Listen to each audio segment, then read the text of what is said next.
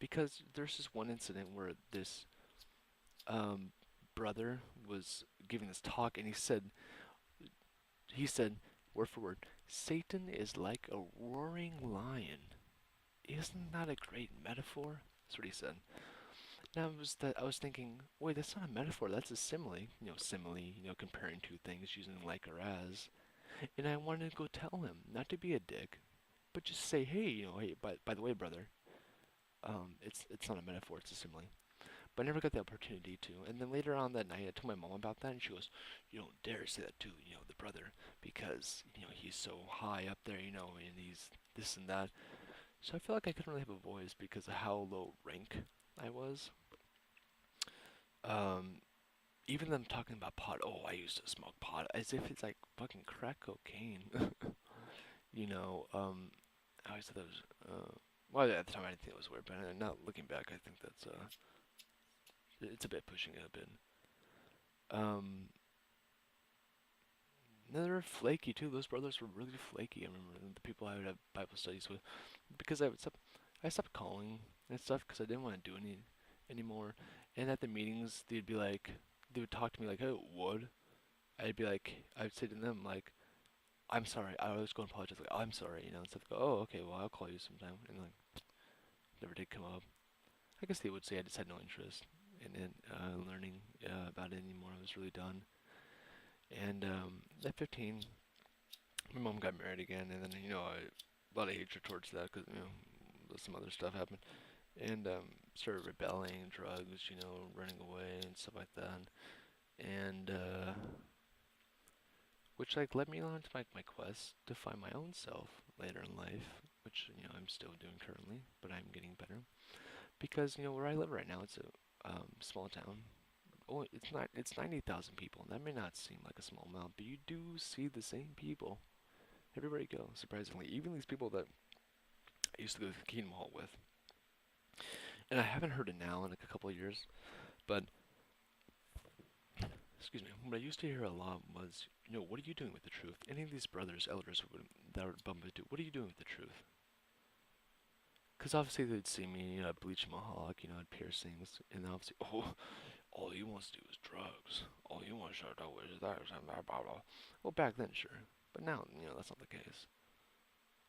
That always really pissed me off. I'm like, I don't know. It's like, I'm not a witness. It's And there's a lot of favoritism that went on in my family with my both sides, my mom's side and my dad's side, because they're witnesses as well. And Jimmy went on to be a witness, and I did not. And you saw that they obviously favored him more than me. I don't really felt that was right or anything. I just really did that. And that made me more angry towards the religion. And so, but after I took like a few religious courses, in college, read some books, learned about Siddhartha, and went to the Buddhist Sangha for 6 months. read some of the Book of Mormon. They told me to pray. Yeah, the witnesses, they said, pray to God. All you have to do is pray to God. I did pray to God, and guess who showed up to my door? Mormons. So I guess they weren't banking on that one. And, I went through my own little religious experience. And, I also became homeless, went to different states, lived off the land, so to speak, for a little while. And, so, I definitely am making the truth my own, which is what a Buddhist taught me. And that, made perfect sense. But where it kind of conflicts now and why I wanted to talk about it is because, well, my media family now still believes in it. Rightfully so. That's okay. But where the issue comes into play is because the man she married, when I was 15, she still, currently is. With that, it's like he is now a witness as well. Wasn't before. He was a pot smoking, cars man, you kind of get her done kind of dude. But he was, really nice. And now he's becoming a witness and stuff, and so he's speaking like, get her done, Jesus, kind of person I want to say. And there's so much like ignorance, it seems like within the family, because like, I know my mom's intelligent, I know Jimmy is, and I know that these people are, but yet the way they speak, it's like, for example, okay, what recently happened, the government shutdown, and the only reason I started looking into it or heard about it, 'cause I don't watch TV myself, but the reason why I heard about it is because my dad He's a veteran, and his VA benefits were gonna were cut off. And so that's why I started looking into it. And then like that was also the 17th. It was the 17th day that that had been shut down, which also was the same day that you know um, it got they signed it. They came together, made an agreement, they signed it. So, whew. And then I brought it up to them. Um, like what happened, like what I learned, and because like they speak with such great confidence, like my stepdad, he speaks with such great confidence, and he says, because oh yeah, because there's debt in America, like and if China wanted to, they can call up, America's debt, that they owe China, and they can take over our arms, and they can pretty much own the whole world, and the UN is gonna target religion. My brother says that a lot, and he'll speak, yeah, yeah, this whole system's going down, it's the wicked, it's the end of the times, and it's like, okay, yeah, the system is wicked, I'll give you that, and things are fucked, and yeah, pretty soon, it's all gonna like collapse and stuff. I'll give you that. But why not at least learn why it's going to? Not by something like not by this book, that says it's prophecies. Why exactly? It's like it seems like you're not learning anything about it. It seems there's no room for conversation. It seems you're watching reruns, you know, of The Simpsons or whatever. Like you already know what's gonna happen, and I find that so dull. And it feels like I can't communicate because anytime I try to bring up something like that, um,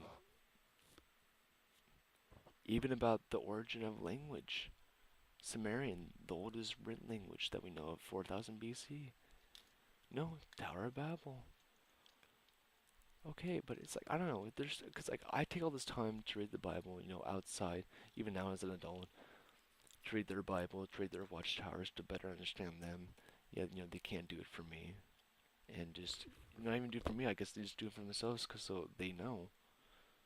And they still believe in blood transfusions. If their child was bleeding out and they needed blood, they wouldn't give their child blood transfusion. And it's like I don't fucking get that. It's like I can't do that. No fucking way. And so it creates a lot of schism.